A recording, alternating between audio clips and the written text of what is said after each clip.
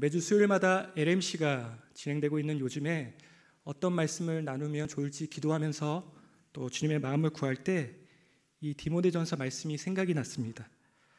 오늘 함께 읽으신 이 디모데전서는 바울이 당시 에베소에서 목회 사역을 수행하고 있었던 디모데에게 보낸 서신으로 디모데 후서와 디도서와 함께 목회 서신에 해당합니다. 그런데 간혹 이 목회 서신이 목회자들에게만 적용되는 말씀으로 생각하는 분들이 있습니다. 이 서신의 내용이 교회나 공동체를 향한 것이 아니라 교회 지도자가 자신의 삶과 교회를 감독할 때 어떻게 처신해야 하는지에 대해서 집중적으로, 중점적으로 이야기하고 있기 때문입니다. 하지만 여러분, 우리는 모두 예수 그리스도의 은혜로 구원을 받고 또 주님의 소유된 백성입니다. 주님 편에 선 사람들입니다. 주님의 사명자들로 부름을 받은 하나님의 사람들입니다. 믿으십니까? 아멘. 꼭 저처럼 사역자가 아니더라도 어떠한 모습이든지 우리는 하나님을 세상 가운데 드러내고 하나님의 일을 해야 하는 하나님의 사람들입니다. 따라서 디모데를 향한 이 바울의 권면을 우리는 주의 깊게 바라보고 또 마음속에 깊이 새겨야 할 것입니다. 그리고 우리의 삶에 적용하여 그 가르침대로 살아내야 할 것입니다. 특별히 오늘 본문의 말씀은 다른 사람을 향하여 이렇게 사역하라 라는 내용이 아니라 먼저 예수의 선한 일꾼이 되어라고 말씀하고 있습니다. 예수님을 믿고 구원받아 주님께 속한 바 된 바로 우리 모두에게 말하고 있는 것입니다. 우리 6절 말씀 다시 한번 한 목소리를 읽기 원합니다. 6절입니다. 시작. 이것으로 형제를 깨우치면 그리스도 예수의 좋은 일꾼이 되어 믿음의 말씀과 내가 따르는 좋은 교훈으로 양육을 받으리라. 그 당시나 지금이나 마찬가지일 것입니다. 교회 안에는 여러 종류의 일꾼들이 있습니다. 구경만 하는 일꾼이 있을 수 있고 말로는 잘하는데 실제로 일하지 않는 일꾼이 있을 수 있습니다. 그리고 열심으로 일하는 일꾼이 있을 것입니다. 그리고 누구를 위한 일꾼인가도 중요한 문제입니다. 바로 그리스도 예수의 좋은 일꾼입니다. 어떤 특정인에게 종속된 일꾼이 아니라 예수님께 속하여 예수를 위해 섬기고 예수님께 충성하는 일꾼입니다. 이어 바울 사도는 그리스도 예수의 좋은 일꾼이 가지는 중요한 특징 한 가지를 이야기해 줍니다. 이 특징을 가지는 단어는 신약 성경에 15번 쓰였고 특별히 목회 서신에 13번 등장합니다. 그리고 이 디모데전서에 9번 등장하는 단어입니다. 디모데전서에서 중요한 개념을 말하고 있는 단어입니다. 그 단어가 무엇일까요? 우리 7절 말씀을 다시 한번 한 목소리로 읽겠습니다. 시작. 망령되고 허탄한 신화를 버리고 경건에 이르도록 내 자신을 연단하라. 바로 경건입니다. 하나님의 사명을 감당하는 하나님의 사람들로서 예수님의 선한 일꾼으로서 가장 중요하게 여겨야 하는 것이 경건이라고 이야기합니다. 그래서 바울은 집중적으로 경건에 이르는 것을 말하고 있는 것입니다. 그렇다면 경건에 이른다는 것의 의미는 무엇일까요? 이 경건이라는 단어는 헬라어로 유세베이아라는 단어입니다. 이것은 거룩하다, 성별되다 라는 뜻입니다. 하나님을 믿고 구별된 우리는 성도라고 부릅니다. 그리고 성도의 본질은 거룩함에 있습니다. 다시 말하면 경건에 이른다는 말은 하나님의 성품, 하나님의 본질, 하나님의 거룩을 이루라는 것입니다. 우리는 모두 하나님의 형상, 즉 하나님의 거룩성을 따라 지음을 받았기에 우리에게는 하나님의 성품, 하나님의 본질, 하나님의 경건이 있습니다. 그런데 인간이 죄를 범함으로 말미암아 그 경건을 잃어버렸습니다. 그런데 하나님은 그런 우리를 그냥 내버려 두지 않으시고 하나님의 그 성품과 그 본질이 우리 가운데 회복될 수 있도록 우리를 구원해 주셨습니다. 사도 베드로도 하나님의 구원에 대해 이렇게 이야기합니다. 우리 베드로후서 1장 4절의 말씀 한 목소리로 읽겠습니다. 시작. 이로써 그 보배롭고 지극히 큰 약속을 우리에게 주사 이 약속으로 말미암아 너희가 정욕 때문에 세상에서 썩어질 것을 피하여 신성한 성품에 참여하는 자가 되게 하려 하셨느니라. 신성한 성품. 바로 하나님은 하나님의 거룩한 성품에 참여하고 회복할 자로 우리를 구원해 주셨습니다. 본래 가진 것을 잃어버렸지만 우리가 예수 그리스도를 영접했을 때 그 가운데 거룩의 씨앗이 뿌려진 것입니다. 이 거룩의 씨앗을 우리가 잘 가꿀 때 우리 안에 우리가 잃어버린 하나님의 형상이 하나하나 회복되어지는 것입니다. 그리고 예수 그리스도를 닮아가고 그리스도의 장성한 분량에 이르기까지 성장해가는 은혜가 우리 가운데 임하게 되는 것입니다.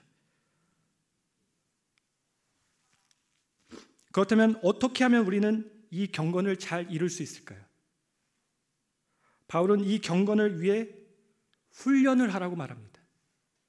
오늘 본문에 보면 7절에 경건에 이르도록 내 자신을 연단하라고 명령형으로 되어 있습니다. 또 10절에 보면 우리가 수고하고 힘쓰는 것은 이라고 표현하고 또 15절에 이 모든 일에 전심전력하여 라고 기록하고 있습니다.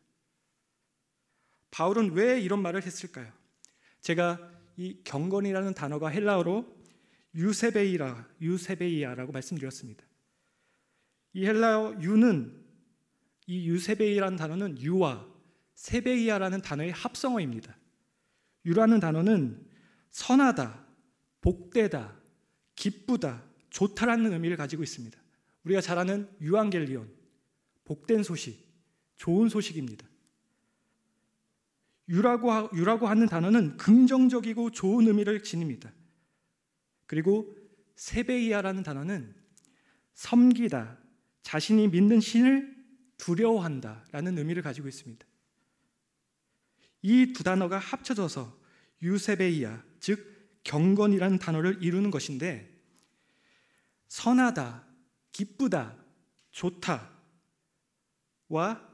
두려워하다 라는 이 상반된 개념의 두 단어가 합쳐져서 이 단어는 어떻게 보면 좀 어색한 단어입니다.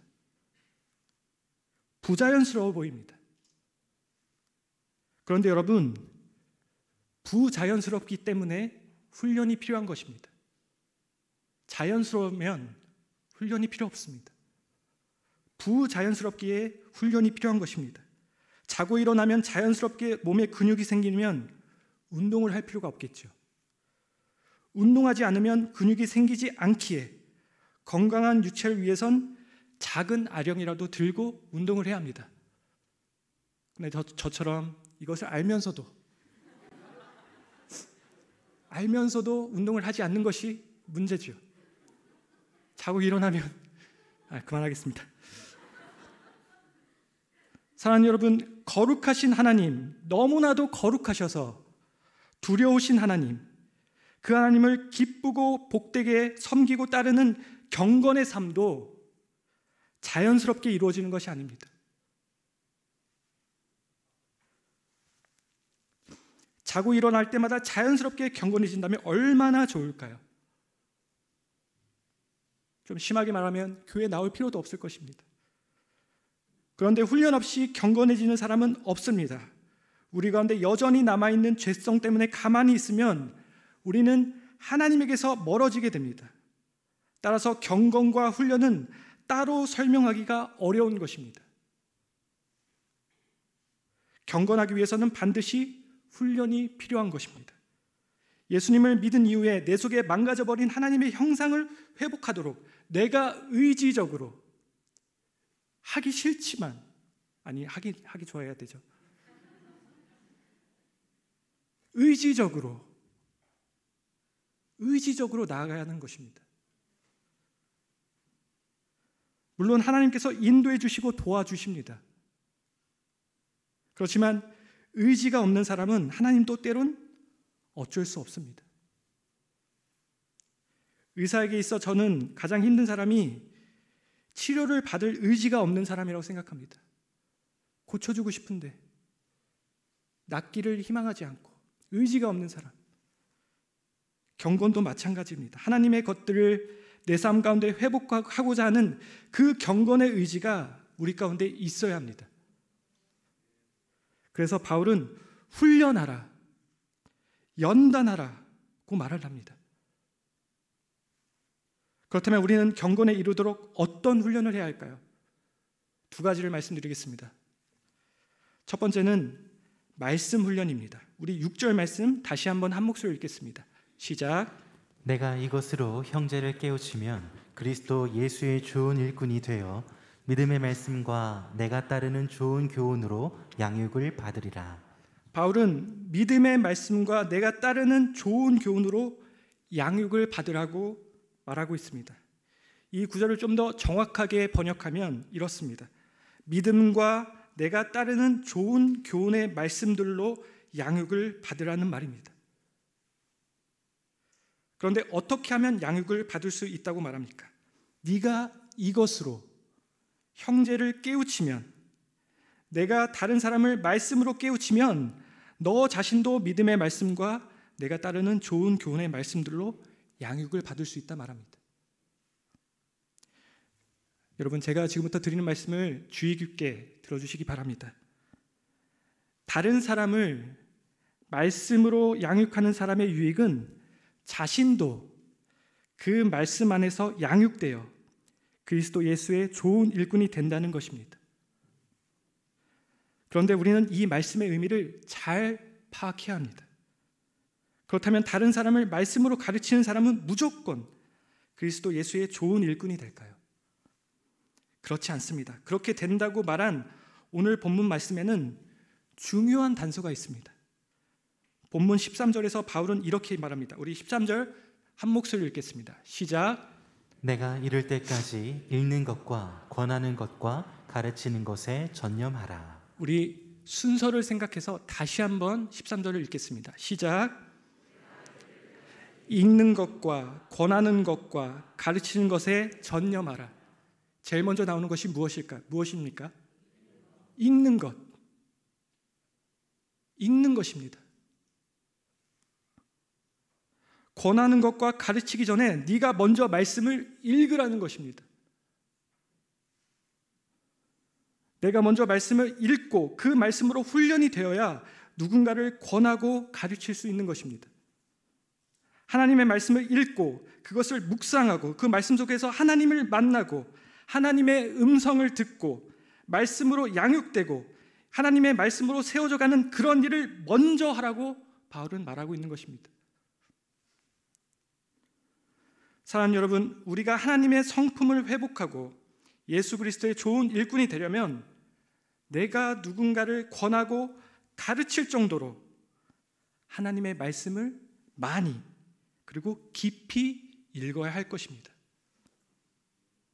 내가 먼저 믿음의 말씀을 굳게 붙잡아야 할 것입니다. 내가 가르치는 그 좋은 말씀들이 내가 먼저 따르는 말씀이어야 합니다.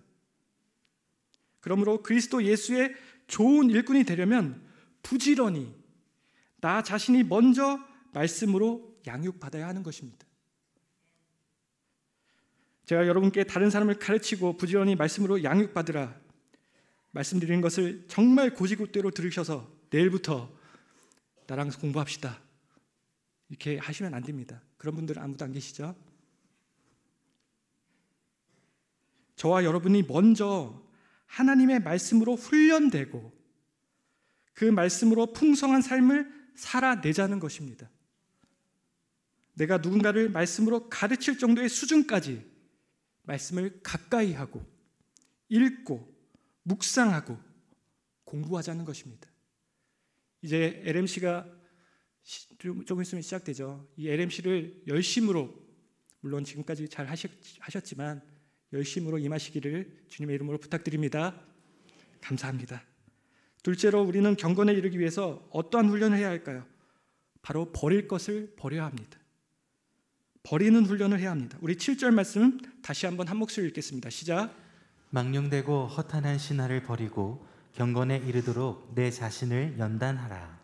경건한 삶을 위해 우리가 해야 할 것은 말씀을 읽고 두 번째로 버릴 것을 버려야 합니다. 버리다라는 단어의 원래 의미는 거절하다, 쫓아내다입니다.